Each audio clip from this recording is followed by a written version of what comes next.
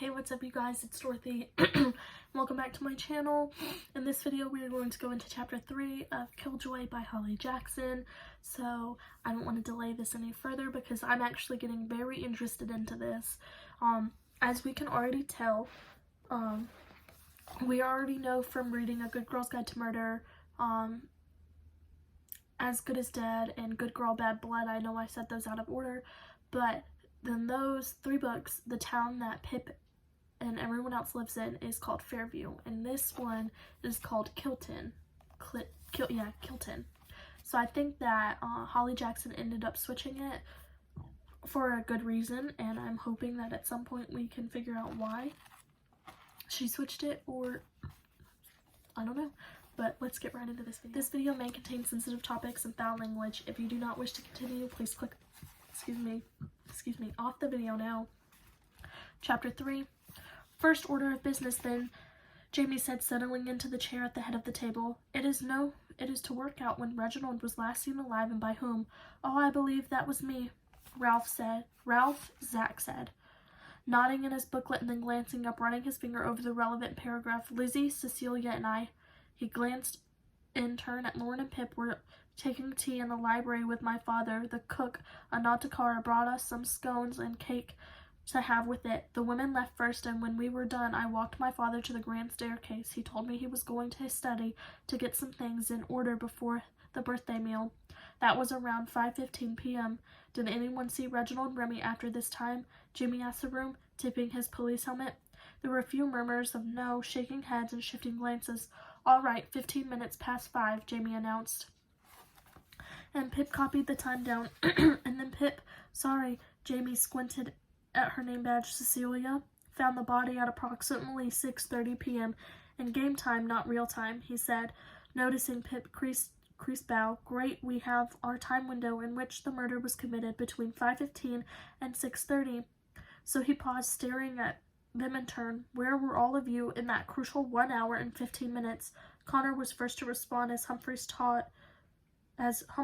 the butler. While I was in here setting up the dining room for the meal, the master always liked the silverware to be polished for special occasions. Have you got proof? Aunt asked, with all the promising of this part, Bobby Remy. My proof is that the very table you were sitting at, young sir, Connor said, looking affronted. What else do you think I would have had time to prepare this room? And where were you, Bobby? Zach asked in game brother. You didn't take tea with us in the library like you were supposed to. In fact, you've been missing all afternoon. All right, you nair, Aunt said. If you must know, I went on a walk for a bit of soul-searching by the cliffs, I'm sure, Ralph. He returned the brotherly glare to Zach. You understand why. But I went for a walk on the grounds, too, Zach said, after I said goodbye to Father. I went for a stroll around the south side of the island to burn off the scones and work up my appetite for dinner. Oh, really? Cara said, as Dorothy, the cook, settling her elbows on the table. That's interesting, because I was there, too, and didn't see you, Ralph. I can't be sure exactly where I was at the time, Inspector. She glanced at Jamie. As the clock in the kitchen has been broken for some time, but I'm pretty sure it was when that I walked to the vegetable patch on the south side of the grounds, and I don't remember seeing anyone else. Our paths must have crossed, Zach said to her across the table. Clearly, Cara said. And what about you? Pip, crap, Celia. Were you also taking a stroll on the grounds? Pip cleared a throat. No, I wish. In fact, my allergies have been playing up since I arrived on the island, and I wanted to be on good form for tonight, so after tea in the library, I actually put myself to bed to get some rest before dinner. Where? Aunt asked. In my bedroom, of course, she replied hastily, surprising herself. Was she feeling defensive? Cecilia wasn't even a real person. Why was she defending her? Too much attention was being paid to her. She should deflect. You're being very quiet, Lizzie. Where were you? Oh, Lauren smiled sweetly. Well, at tea, I'd somehow managed to get jam all over me, so I decided to have a bath to spruce up before dinner, so that's where I was, in the tub in my room. Have you heard of bathing, Celia dear? For an hour and 15 minutes, Pip countered. I take long baths. That's interesting, though. Pip pulled a face. The pipes to upstairs run right by my room, and I can always hear when someone lets out the bath water. Makes a bright racket. She paused for effect, looked at the others. The pipes were silent this evening. Cara performed a dramatic gasp. I thought you were asleep. Lauren looked flustered. How could you have heard anything anyway? Pip didn't have an answer for that. Okay, that's very interesting, Jamie said now, scratching his chin. So it seems that each one of you was alone at the time of the murder, which in fact means that none of you, not one of you, has an alibi. Kara supplied another gasp, but she put far too much into it and started to cough. Pip patted her on the back. So, Jamie continued, you all wait. Connor, you ordered the pizza, right? Yes, Connor said. Good, just checking, he said, before slipping into the ultra-serious Inspector Howard way again. So every single one of you had means and opportunity to commit this murder. I wonder who among you also has a motive. His gaze landed on Pip for a moment, and she shifted awkwardly beneath it. She didn't know much about Celia at this point, and it was possible she actually was the murderer. But there is one thing I found on my initial search of the study. The murder weapon. Jamie placed his knuckles on the table and leaned into them. It was left beside the body, no fingertips, no fingerprints, so our killer must have worn gloves or wiped it off afterwards. It was a knife, one of the kitchen knives. Everyone turned to look at Kara. What? She said, crossing her arms. Oh, I see. Blame it on the poor cook, eh? Any one of you could have come into the kitchen and taken one of those knives. Not if we were in there, Zach said quietly, dropping his eyes. Confrontation wasn't really his thing, even when he wasn't being Zach. I wasn't, she protested. I told you, I went to the vegetable patch. Look, come with me. She stood up. Come with me. I said I have proof. She stormed out of the dining room. I guess we should follow her, Jamie said, beckoning the rest of them. This must be part of the game, something written in Kara's booklet. Pip's chair scraped the floor as she stood up and hurried out of the room, her notebook and pen in hand, following Kara into the kitchen.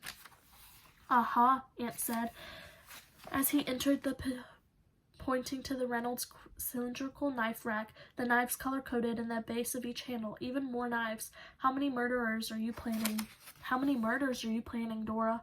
Well, those are far too modern for 1924, Pip said. If you'd all stop chit-chattering, Kara said. Somewhere in here is a note that one of the guests left me. That's my proof. Help me find it. You mean this? Connor said, fishing out an envelope between two plates on the washing up rack. Printed on the top side were the words, clue number 1. Yes, that, Kara said, a small smile creeping onto her face. Read it out loud to everyone. Darlene, for dinner tonight, I am requesting a carrot cake to be made for dessert. It is the birthday boy's favorite after all. Make sure it's moist. RR. Kara shuddered. Ugh, I hate the word moist. Who's Darlene? Connor asked, screwing his eyes up on the note. Well, clearly someone can't be bothered to learn my actual name, Kara said, so I had to go in the vegetable patch to get some carrots. I made the bloody carrot cake. By the way, it was moist as fuck. It's signed off by RR, Pip thought aloud, turning to Aunt and Zach. Robert and Ralph Remy. One of you must have written it. There was a blank expression on Zach's face, but Aunt smiled and held up his hands. Okay, he said. I wrote the note. I was actually trying to do something nice for my father. For once, Zach quipped, getting into it now. I admit, my father and I haven't been as close recently. It was just meant as a nice gesture after we had a slightly fraught conversation this morning, but someone went and killed him before he ever got to see the damn carrot cake. What time did you leave this note, Bobby? Pip asked, studying his eyes, her pen poised. Well, she didn't want to miss any important details, did she? Okay, it was just a game, but even so, Pip didn't like to lose. It was late morning, I think, Aunt replied, checking the detail in his booklet. Yep, 11-ish. The cook wasn't in here. See, I told you, Kara said definitely. Pip turned to her. I'm not sure this is an I told you so moment. Kara's look of triumph handered into one of those betrayal. How's that? She asked. Dora Key's voice back in full force. Bobby left this note for you at 11, Pip explained. You could have gone to the vegetable patch at any time since then. This doesn't prove that that's where you were at that exact time of the murder. Are you calling me a liar? Kara said, giving Pip a playful shove. And in addition, Pip carried on, this shows that at some point during the day you left the kitchen unattended, which means any one of us could have come in and taken the knife. Even me, she thought. Well, Celia, we know that Bobby was in here alone when he left the note. This note could even be his cover for having access to the murder weapon, but her spiel was cut short by a loud, tiny noise. The scream through the house. Another scream joined it. That is the end of chapter 3. I will see you guys in the next video. Bye!